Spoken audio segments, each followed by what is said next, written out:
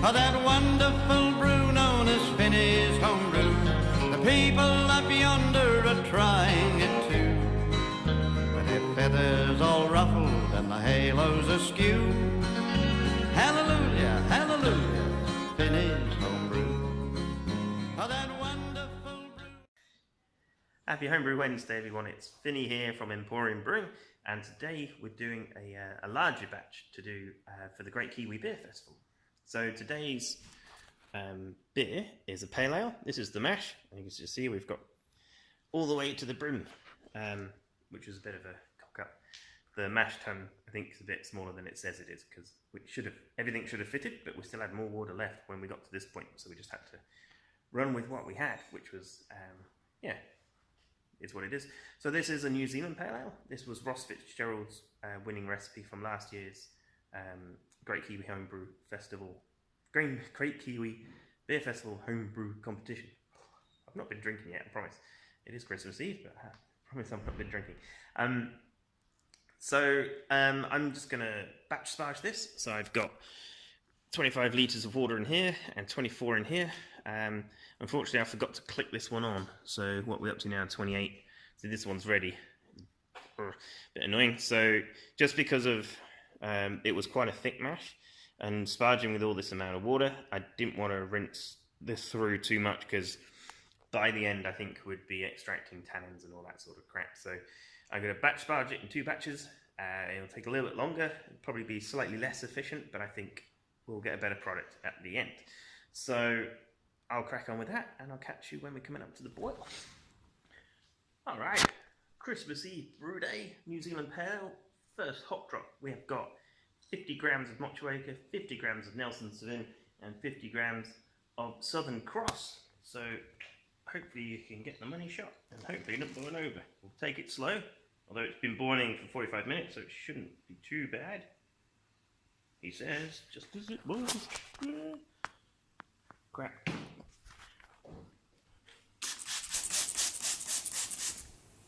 Probably my fault for not breaking those bits up. So that's why we go slowly. If I'd have dumped all of that in, it would have been a right sticky mess right now. Right, so hopefully that's taken the edge off it. What we can do, because we're on a boiler, we can just turn the flame down, so hopefully you should see that. Go down to very little. That means it takes it sort of off the boil, and now we can probably go into here with a bit more confidence.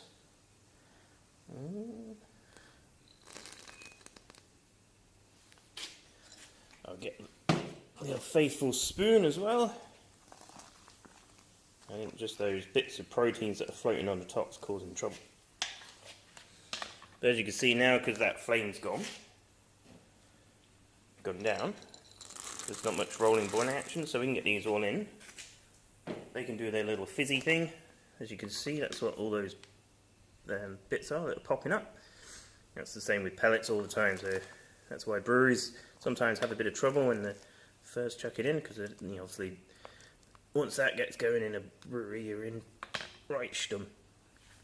And then all we do, turn this back up.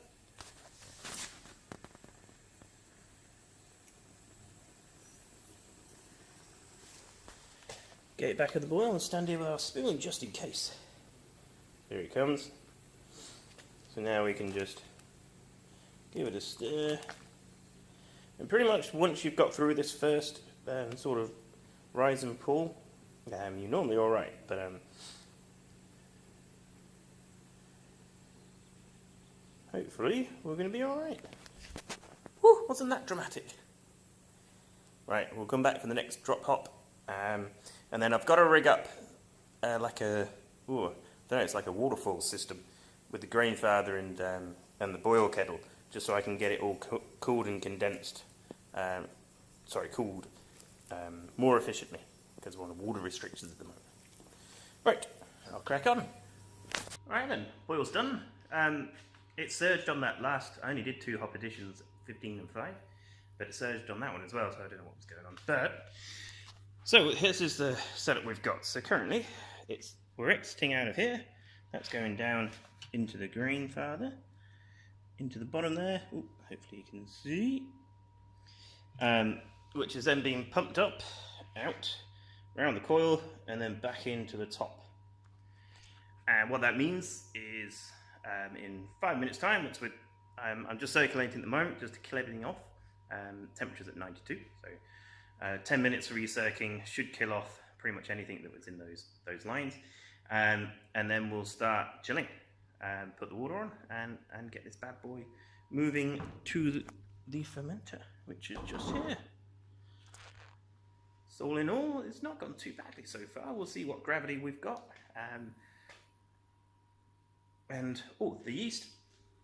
The yeast is pretty easy. I caked up a beer yesterday that was only a 1037 beer, so sanitized a rigger, and I've got a lovely big yeast pitch to dump in there. So we should have plenty enough for this batch. And the good thing is we're reusing yeast, so it makes it cheaper. Perfect. Rightio, I'm going to crack on. Might do a roundup just at the end, and do a Alright, we'll catch you in a bit.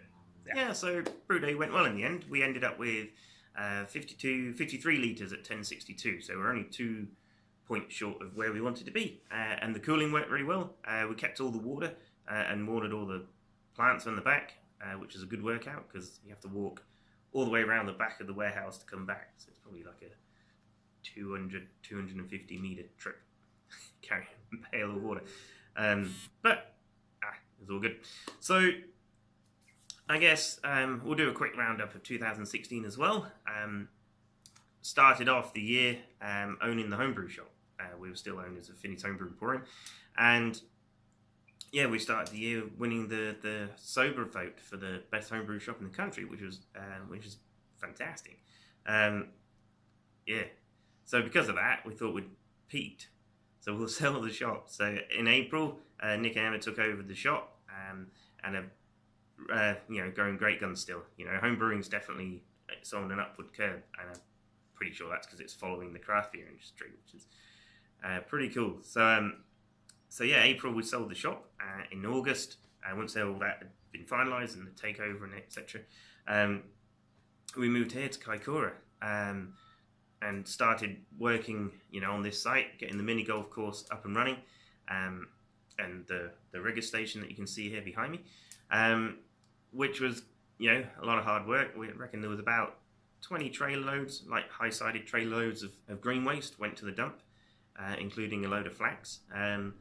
As you saw, I think one of my videos, that flax bush it was a monster. It's a huge thing.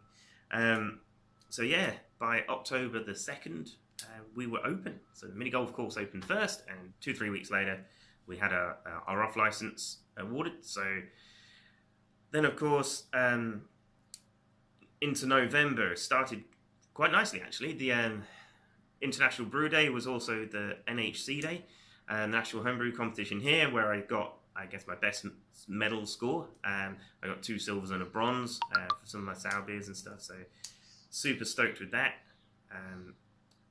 And then, of course, the earthquake happened, which sort of put everything back a wee bit, which was annoying. But we've got through okay. The mini golf course is back open now. We've currently got people out there playing.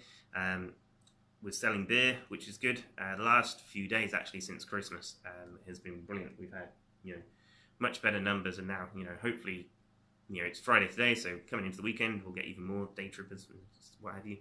But apparently, it's still not as busy as it should be in Kaikoura. But what can you expect? Our road access at the moment is still pretty fragile. But yeah, hopefully, moving into next year, more confidence comes back in the infrastructure. Yeah, so it's on the upward curve. I would say the road, whilst it is a bit fragile, there's people coming in. The harbour's being dredged, so at the moment the whale boats can't only go out just either side of high tide. So they're dredging the harbour to re-dig it back out, so they can go back to full-time work. And I think once that happens as well, over the next few months, we'll just have, another thing will happen where, dolphins will be able to go, and then we'll be able to get the whale boats out, and then, you know, the road north will be fixed, and then by this time next year it will be pumping again, I reckon. But we've just got to get through this first year. As I said to a few people before, you know, we moved to Kaikoura to set a business up for probably 30 years, you know, 25, 30 years.